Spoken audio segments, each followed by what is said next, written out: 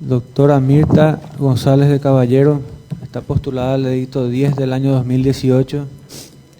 Tiene 54 años de edad, nacida el 10 de noviembre de 1963, egresada de la Universidad Católica Nuestra Señora de la Asunción, doctora en Ciencias Jurídicas por la Universidad Nacional de Pilar, con el tema de tesis Límites de la temporalidad de la privación de libertad como medida provisoria en el fuero penal de la adolescencia, con la calificación distinguido. Ejerció la profesión por 34 años, fue actuaria, procuradora fiscal, jueza primera instancia, actualmente miembro del Tribunal de Apelación. Ejercicio de la docencia en la Universidad Autónoma de Asunción, Universidad Tecnológica Intercontinental, Escuela Judicial. Tiene varias publicaciones. Buen día, doctora Mirta González. Tiene 10 minutos para referirse sobre los ejes temáticos. El funcionario Ignacio Cardoso estaría indicándole con la carpeta amarilla y la carpeta roja a medida que avanza el tiempo. Adelante. Muy buenos días, presidente del Consejo de la Magistratura y los distinguidos miembros que le acompañan. Muy buenos días a los connotados y connotadas juristas del Tribunal de Honor. Muy buenos días a los integrantes de la prensa, señoras y señores, invitados especiales.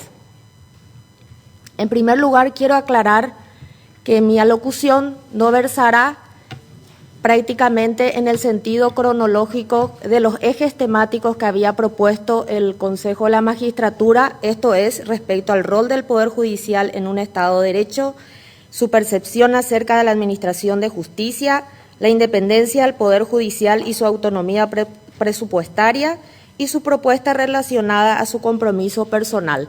Esto lo haré en forma genérica de tal suerte a poder tener el tiempo suficiente para poder explayarme en todos estos ejes temáticos. E inicio así.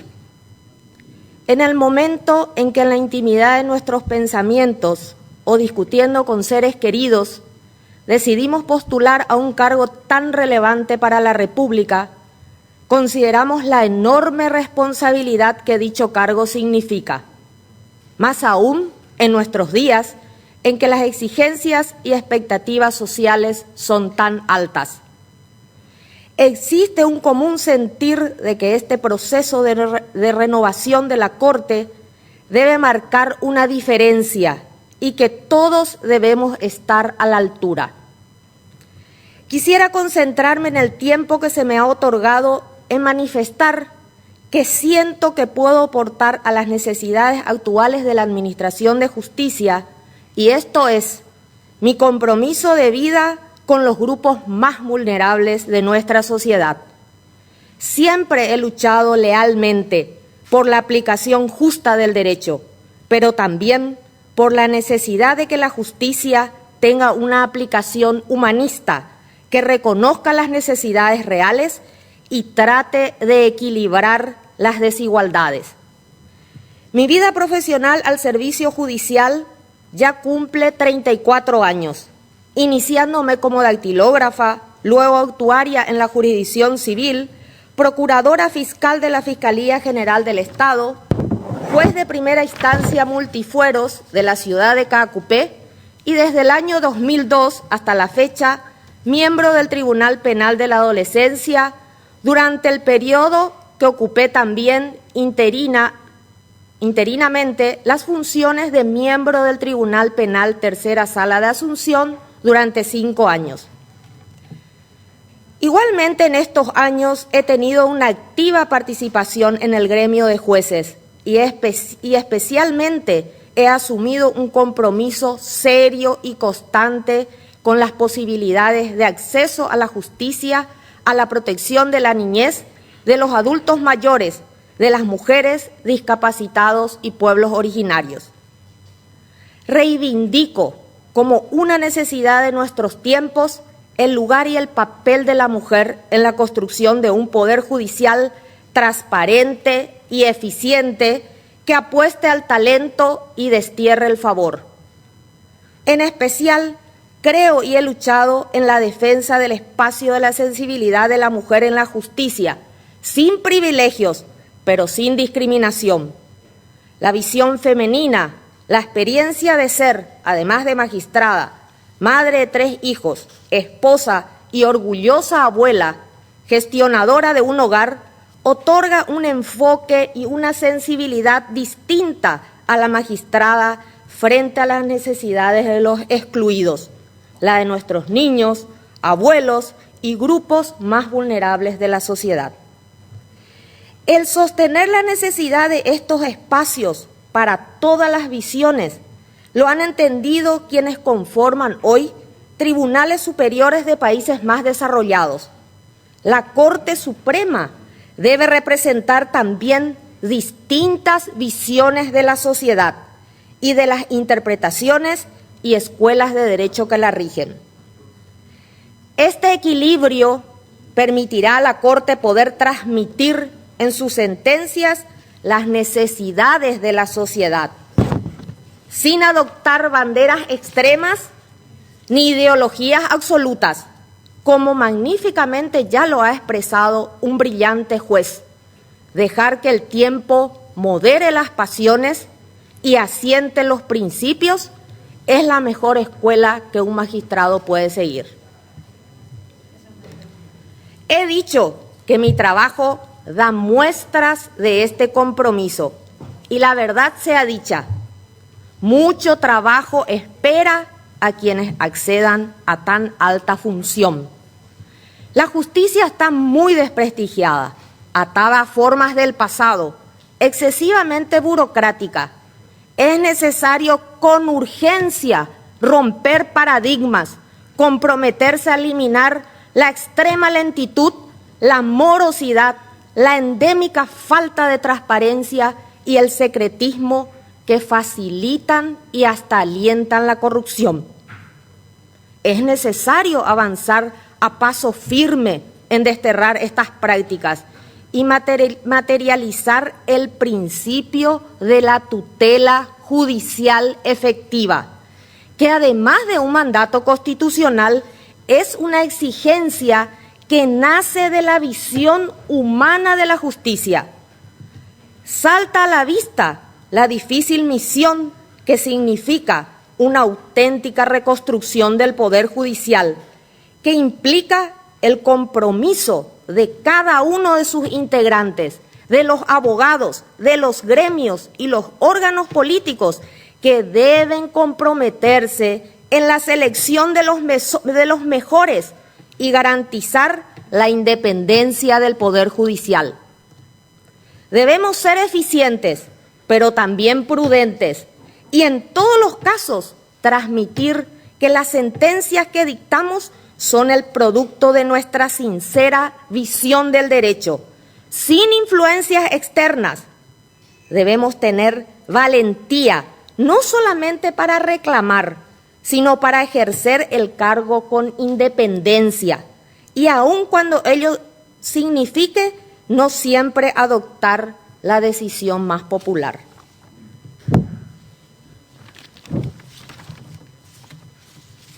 Debemos ser duros con la corrupción y evitar la impunidad, pero también justos con quienes lo merezcan.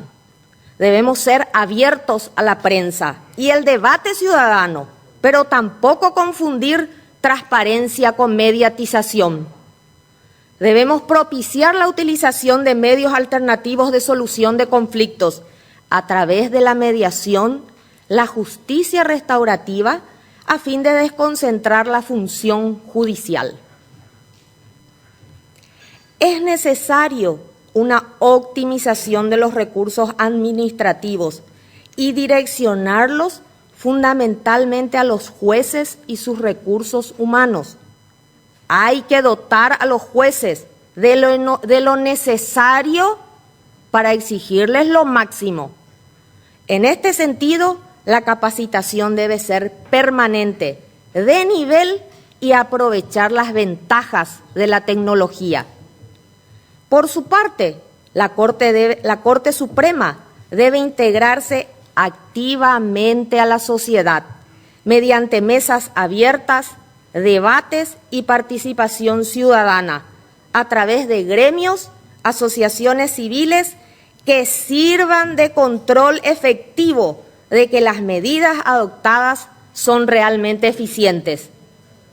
En resumen, debemos construir un verdadero sistema de gestión y control de la calidad de la justicia, que premie el mérito, respete la carrera, al mismo tiempo que sea exigente y, en su caso, intransigente con la corrupción.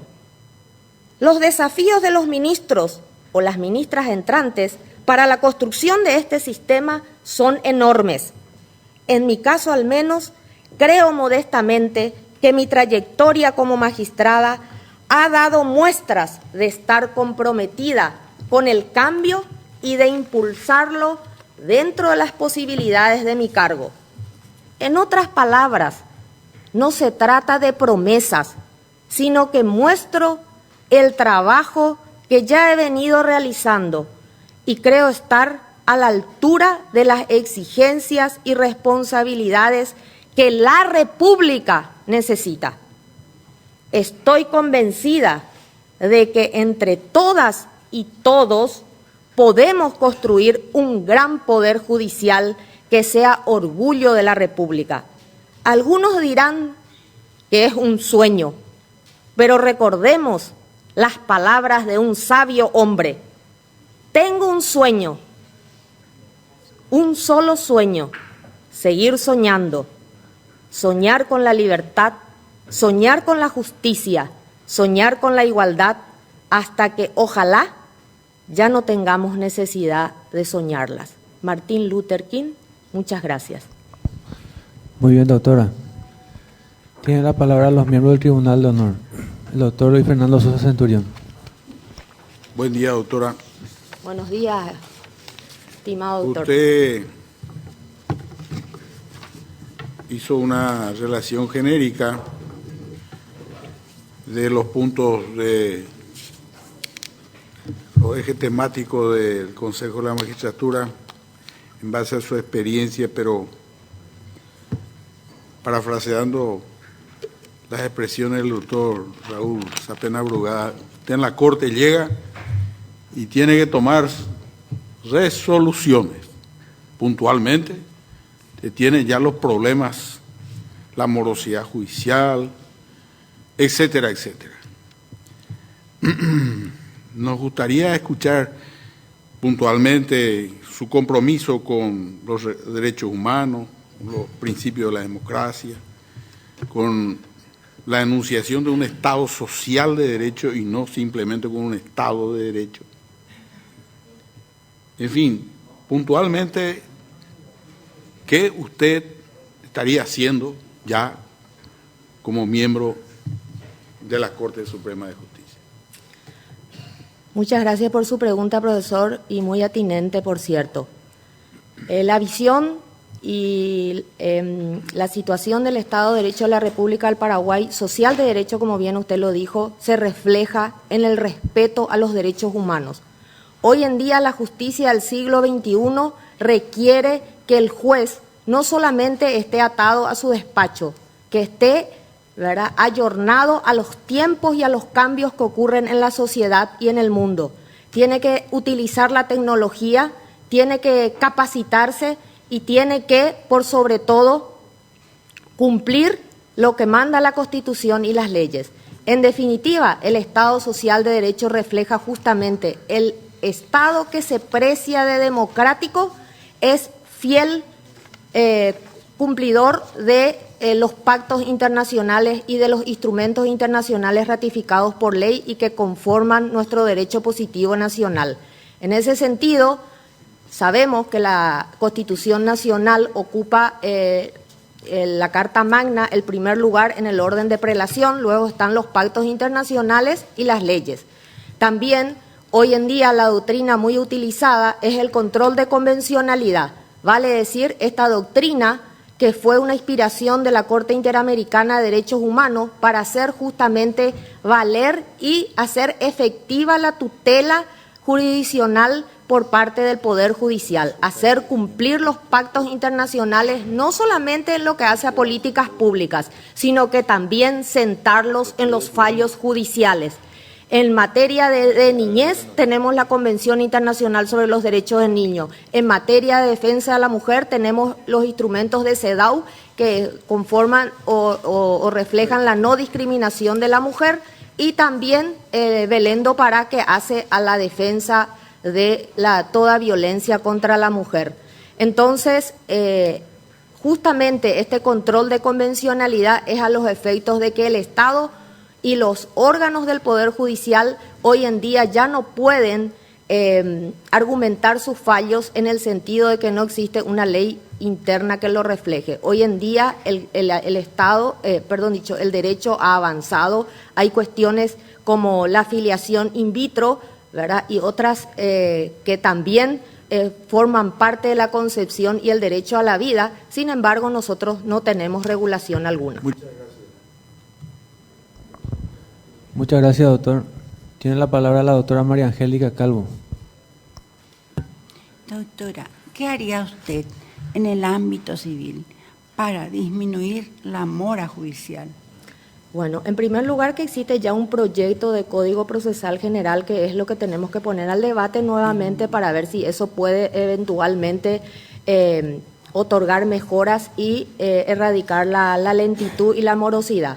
Por otro lado, tenemos que transversalizar en toda la institución el uso de la tecnología. Yo creo que el expediente electrónico, la notificación electrónica, la firma electrónica, que ya va a estar a partir de octubre, ¿verdad? Va a ser una herramienta más que van a tener que utilizar los abogados del foro, ¿verdad? En donde van a poder, a través de la firma electrónica, también gestionar y agilizar sus expedientes. La oralidad, por sobre todas las cosas, que también es una cuestión que podemos debatir y ver los pros y los contras, pero fundamentalmente yo creo que el gobierno electrónico y el expediente electrónico denota lo que hoy exige la sociedad. ¿Qué es lo que exige la sociedad? La transparencia, ¿verdad? Y qué mejor transparencia que lo pueda hacer el expediente electrónico y un gobierno electrónico. Es más, ¿verdad? No solamente en el fuero civil, en todos los fueros, ¿verdad? Y por sobre todas las cosas también, ¿verdad? El uso de la tecnología se lo debe hacer en el fuero, en la parte administrativa, en donde la persona, ¿verdad?, que presentó una boleta, una factura, o quiere utilizar un cobro, pueda, a través de la web, a través de la tecnología, ver exactamente en qué situación se encuentra, y ya eso no constituya un secretismo. Lo mismo en la Corte Suprema, ¿verdad?, en la sala constitucional respecto a la admisibilidad de las inconstitucionalidades.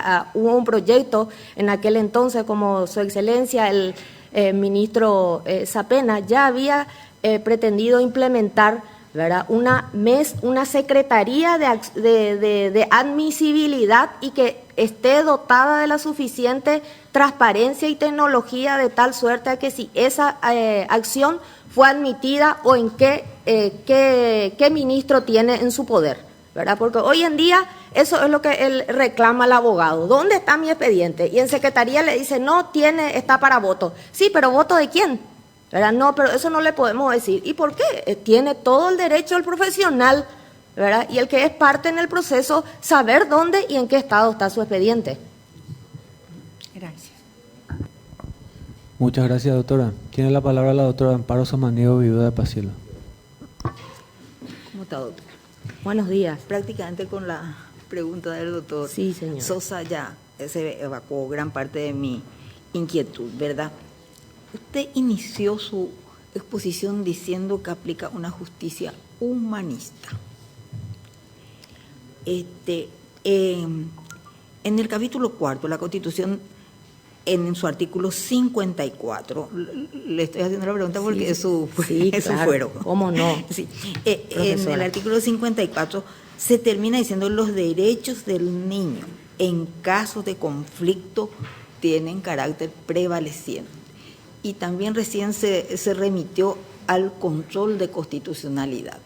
Y ha habido, no de constitucionalidad, de convencionalidad. Sí, señora. Y ha habido, a mi criterio, que no es mucho lo que conozco del fuero, de los fallos que tienen, a mi criterio ha habido algunos fallos donde no se ha tenido en cuenta el interés superior del niño, sino que se han más bien han fundado en normas de carácter ya legal, sobrepasando esa convención, incluso este artículo.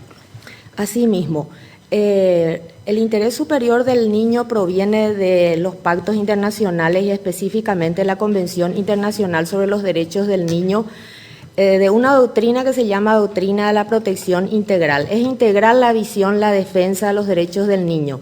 En caso de conflicto, tienen carácter prevaleciente los derechos del niño. Es lo que hace nuestra Constitución del año 92, que constitucionaliza los derechos del niño. Pero no solo eso, le da un plus, le da un beneficio más, que es el carácter prevalente. Y hoy en día, ¿verdad?, el interés superior del niño, que es realmente un principio que hay que dotarlo de elementos para que tenga vigencia. En este caso particular, como bien usted lo dice, puede que en algunos casos el magistrado haga prevalecer cuestiones de forma antes que de fondo. Entonces es ahí donde tenemos que nosotros irnos a la primera fuente, que es la Constitución Nacional, hacer prevalecer el artículo 54, que dice su carácter prevaleciente, ¿verdad? Y este carácter prevaleciente debe ser transversal a todos los fueros, porque no solamente eso rige para el fuero civil, rige para el fuero penal, para el fuero laboral, para el fuero obviamente de la niñez, ¿verdad? Entonces, el control de convencionalidad hace que justamente nosotros partamos de que si esa legislación que se pretende aplicar no condice con la Constitución, obviamente que vamos por la acción de inconstitucionalidad. Si esa legislación no condice con lo que establecen nuestros pactos internacionales, aplicamos el control de convencionalidad, que según la Corte Interamericana de Derechos Humanos no es absoluta como lo tiene la Corte Suprema, sino que es un control difuso en donde todos los magistrados de todos los fueros y grados están obligados a atender y hacer prevalecer. Muchas gracias, doctor. Muchas gracias, doctora. Tiene la palabra el doctor Raúl Sapena Brugada. Disculpe, doctor. Gracias. Tenemos, doctora, por secretaría, consultas. Sí, señor. Son consultas que llegaron al correo electrónico del Consejo de la Magistratura. ¿Cómo no, presidente?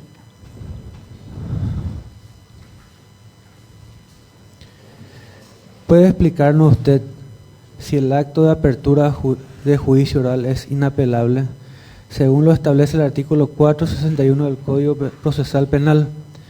Si su respuesta es sí, podría fundamentarnos, porque si la ley no prevé esa posibilidad. Si su respuesta es no, explique por qué entonces violó la ley para favorecer al senador Víctor Bogado para congraciarse con él.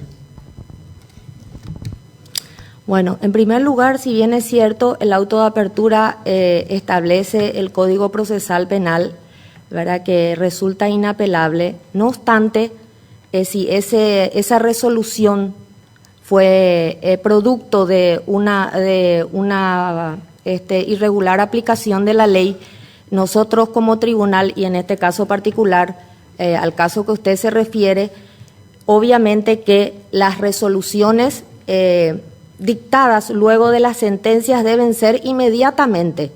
Podemos entrar a analizar que es inmediatamente. En mi caso particular, inmediatamente luego de su culminación, y no 2 y 3 meses o 2 o 3 días después. Ahora, si esa resolución viene plagada de irregularidades y se cometió justamente lo que dice el código, ¿verdad?, inmediatamente después el magistrado se ve en la obligación de dictar resolución. Y es lo que ocurrió con este fallo, independientemente de quién provenga o quién sea la persona. Acá, en mi caso particular, yo no veo el nombre de la persona, veo el procedimiento y qué contiene el expediente. Porque el expediente es el fiel reflejo del desarrollo del proceso. Entonces, si ese auto interlocutorio viene plagado de irregularidades, viene viciado, pues obviamente nosotros como órgano revisor tenemos que atacar y enderezar esa resolución. Muchas gracias, doctora. Perfecto. Tenemos otra consulta, si bien es cierto, habla del mismo tema, estoy obligado a leer la pregunta porque llegó al correo del Consejo de la Magistratura. Sí, presidente. La denuncia es contra Mirta González de Caballero. ¿Puede explicar si la resolución de elevación a juicio es apelable? ¿Porque sí o porque no? Si es verdad que usted favoreció al senador Víctor Bogado en una resolución casi la niñera de oro, ¿cómo pretende ser ministra si siendo camarista ya viola la ley? Le estoy diciendo y ya aclaré los motivos. Independientemente de la persona de quien se trate, es más, he compartido esa opinión con otros colegas que ya lo estaban aplicando en otra sala, porque el resultado de esa resolución fue acompañada por los otros colegas de la cuarta sala que en principio ya habían adoptado esa misma postura, motivo por el cual el propio procesado había hecho mención de esa situación que estaba en violación de lo dispuesto en el Código Procesal Penal, en el sentido de que el juzgador no cumplió con el mandato legal que dice independientemente, inmediatamente de culminada la audiencia, tiene que resolver.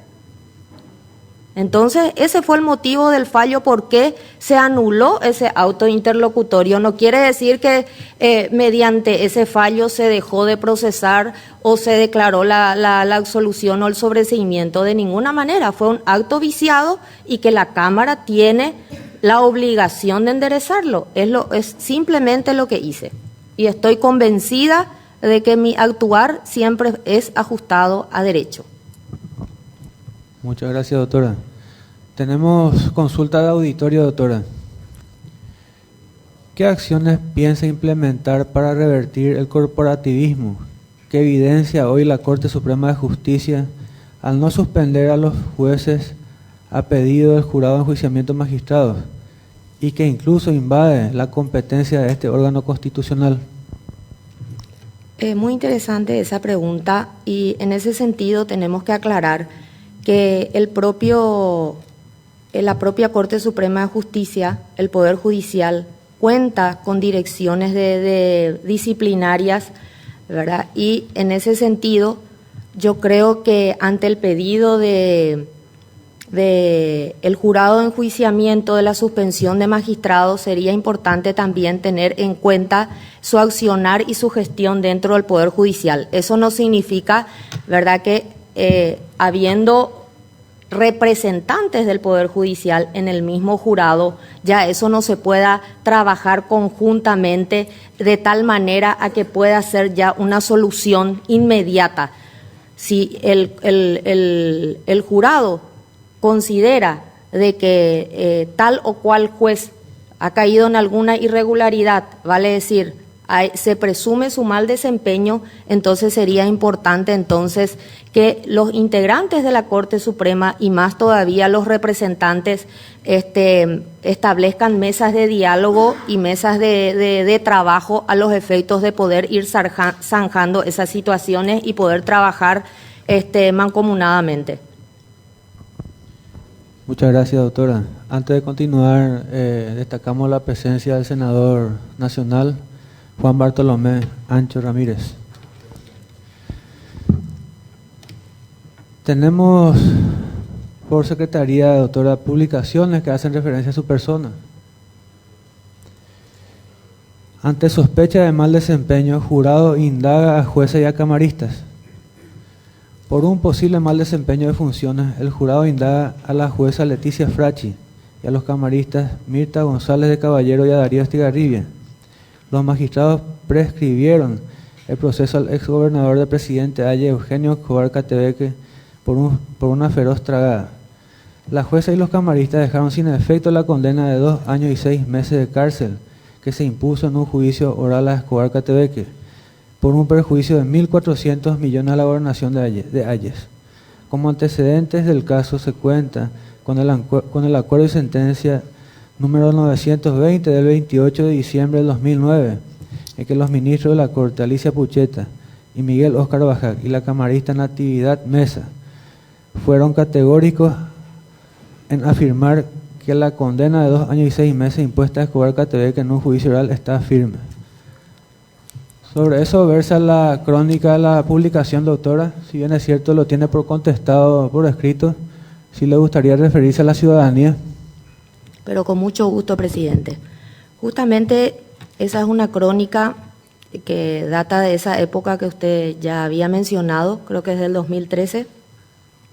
Tengo que aclarar de que tengo una resolución del jurado de enjuiciamiento en virtud del cual, vía informe de secretaría, justamente se expresa de que mi persona no está sometida a ninguna investigación de oficio por parte del jurado de enjuiciamiento. Así es que yo no tengo motivo para responder en ese sentido, porque estoy ajena a esa investigación y creo que solamente la jueza es la que está sometida a investigación. No obstante, eso se trata de una acción de inconstitucionalidad que, como ya yo lo había conversado con el propio proyectista de la ley Camacho, la acción de inconstitucionalidad, una vez planteada, no suspende los efectos o el plazo de la prescripción. Y una cosa es la prescripción de la pena y otra es la prescripción de la acción.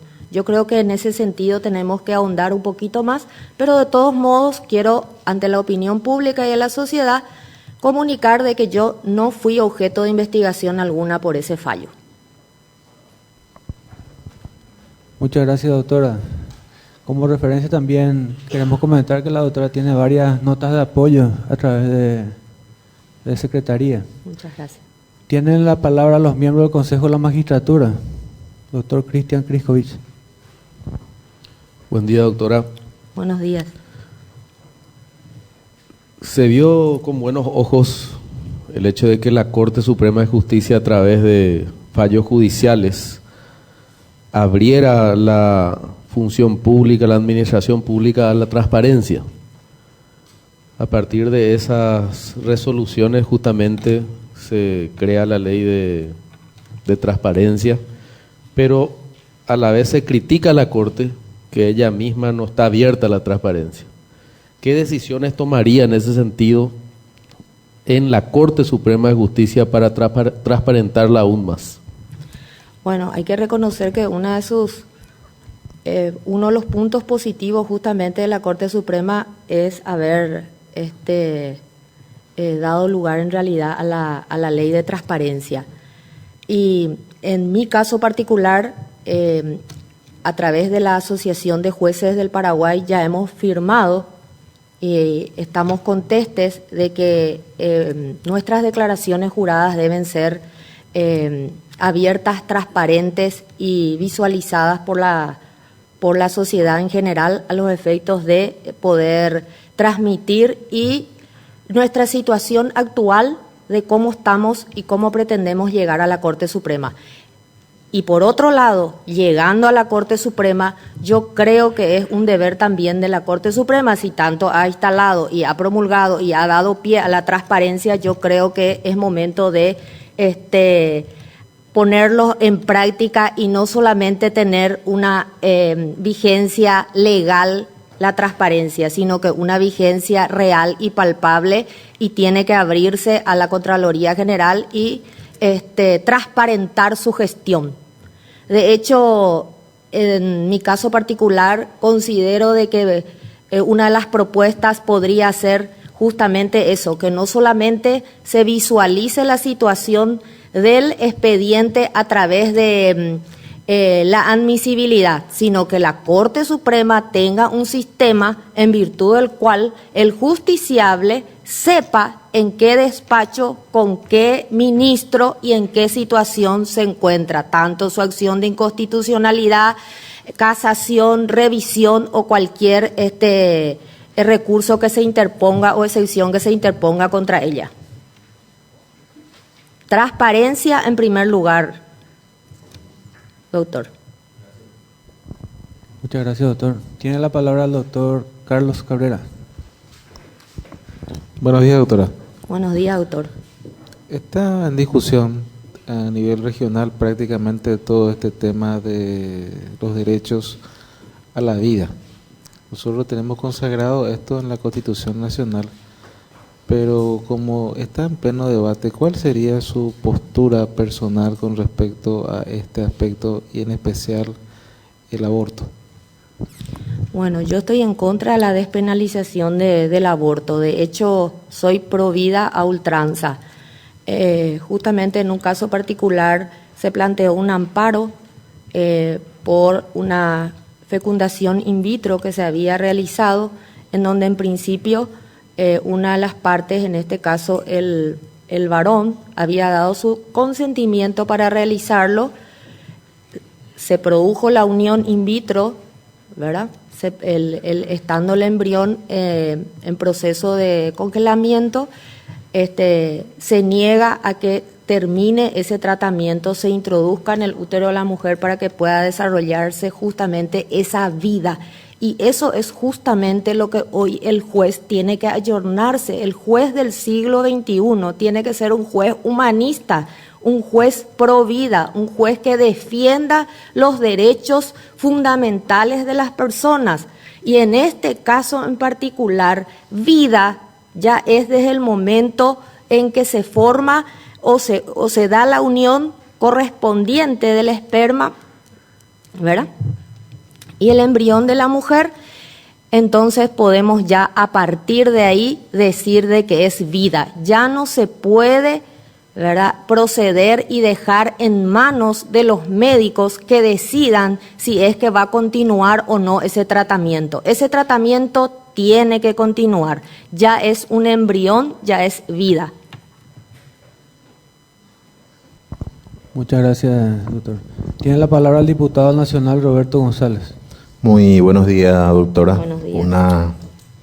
Más que una pregunta, me gustaría saber su opinión, sabiendo de que uno de los problemas fundamentales del Poder Judicial como poder y fundamentalmente de la Corte es la falta de transparencia, es la corrupción. ¿Qué opinión le merece la negativa, el estar en entredicho con la Contraloría General de la República, cuando esta institución pretende mirar, ir a investigar, a auditar los gastos del Poder Judicial y fundamentalmente a la luz de lo que dispone parte del artículo 249 de la Constitución Nacional, cuando dice el presupuesto del Poder Judicial será aprobado por el Congreso y la Contraloría General de la República verificará todos sus gastos e inversiones. Sin embargo, hoy día hay todo un cuestionamiento, hay una negativa de que la Contraloría desembarque en el Poder Judicial, en la Corte Suprema, en fin, en toda la instancia, para mirar un poco los números y las cuentas, ¿verdad?, la ejecución. ¿Qué opinión le merece eso? Bueno, tenemos que destacar que, como usted bien lo menciona, la autarquía presupuestaria del Poder Judicial es sinónimo de independencia. Ahora bien, el hecho de que la Corte Suprema se niegue a rendir cuentas o no permita la apertura de su gestión a la Contraloría, yo creo que lesiona justamente ese principio y esa herramienta vital para transparentar la gestión. Hoy en día se discute si es que es finalmente la Contraloría quien tiene que proceder a la revisión de los gastos del Poder Judicial o eso cae en manos del Tribunal de Cuentas, ¿verdad? Entonces, yo creo que, como bien lo dice la Constitución Nacional, hay que cumplir a rajatabla, hay que abrir nuestra gestión y justamente no solamente la utilización de los recursos significa calidad de gestión. La calidad de gestión y el mejoramiento de la justicia significa ejecutar nuestro presupuesto correctamente y, por sobre todas las cosas, rendir cuentas. Y yo creo que la Contraloría es la entidad o el organismo indicado, como bien lo dice la Constitución Nacional, de solicitar, por supuesto, esa rendición de cuenta y de gestión del Poder Judicial. Muchas gracias, doctor. Tiene la palabra el doctor Luis Fernando Sosa Centurión. Doctora, Sí, doctor. ampliando un poco la pregunta aquí del distinguido parlamentario, actualmente la discusión no está en que la Corte se ha negado como autoridad máxima a que se proceda a la revisión de sus gastos y sus inversiones. En un fallo lo que la Corte dijo es de que la verificación no implica el juzgamiento, que ello corresponde al Tribunal de Cuentas. Sí, justamente. Y que una vez que el Tribunal de Cuentas se pronuncie, Sí. pero cualquiera puede venir a verificar. ¿Por qué? Y lo fundamenta en su fallo la Corte. Es un órgano extrapoder la Contraloría. El Poder Judicial es un poder del Estado. Y por la propia Constitución es el poder del Estado encargado de interpretar los alcances. Indudablemente, desde el punto de vista doctrinario, hay quienes dicen que la interpretación de la Constitución es unívoca. Otros dicen que no es así, que cualquiera puede interpretar. Sin embargo, los doctrinarios dicen de que la Constitución debe ser mirada como cláusulas pétreas.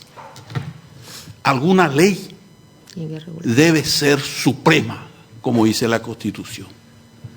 Porque si no, en vez de generar un orden jurídico, se genera horizontalmente una variedad extraordinaria de opiniones. Sí, profesor. Que van desde ideas hasta verdaderos dogmas. Así mismo.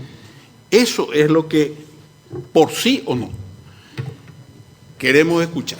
Usted está como miembro de la Corte, ¿es partidario o es partidaria de que directamente entre la Contraloría o que primero se mantenga la competencia y jurisdicción del Tribunal de Cuentas, como dispuso un fallo que hoy se torna hasta de aplicación jurisprudencial? Por supuesto que, como bien usted lo dice, y es lo que le estaba comentando al responder la pregunta del señor diputado, existe un fallo de la Corte Suprema de Justicia, ¿verdad? Existe el mandato constitucional.